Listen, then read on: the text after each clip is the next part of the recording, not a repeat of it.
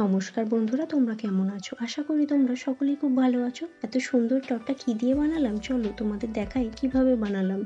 আমাদের সকলের বাড়িতেই কম বেশি এইরকম কন্টেনার থাকে, আর সেটাকে যদি রিউজ করা যায় তাহলে কেমন হয়। বাড়ির এক কোণায় এই কন্টেনারটা পড়েছিল, হঠাৎই মাথায় এলো এটা দিয়ে যদি টব বানানো যায়, আর যেমন ভাবা তেমন কাজ, রং তুলি নিয়ে বসে পড়লাম। আর আমার বাড়ির যে কোনো পুরনো বা ফেলে দেওয়া জিনিসকে নতুনভাবে সাজিয়ে উপস্থাপন করতে আমার দারুণ লাগে। তাই আমিও চেষ্টা করলাম এটাকে সুন্দর করে সাজিয়ে তোলার।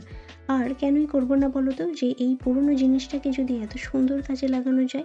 আর এই দেখো, তোমাদের সাথে কথা বলতে বলতেই আমারও কাজটা হয়ে গেছে। এই সব কাজের মধ্যে সবথেকে বেশি ভালো লাগে আমার রং করার অংশটা। আজ আমি এই টবটাতে একটা ছোট অ্যালোভেরা চারা লাগালাম। তোমরা দেখে বলো তো কেমন লাগছে টবটা। আজ তাহলেই আসি, তোমরা ভালো থেকো, পরে কোনো এক নতুন ভিডিওতে দেখা হচ্ছে।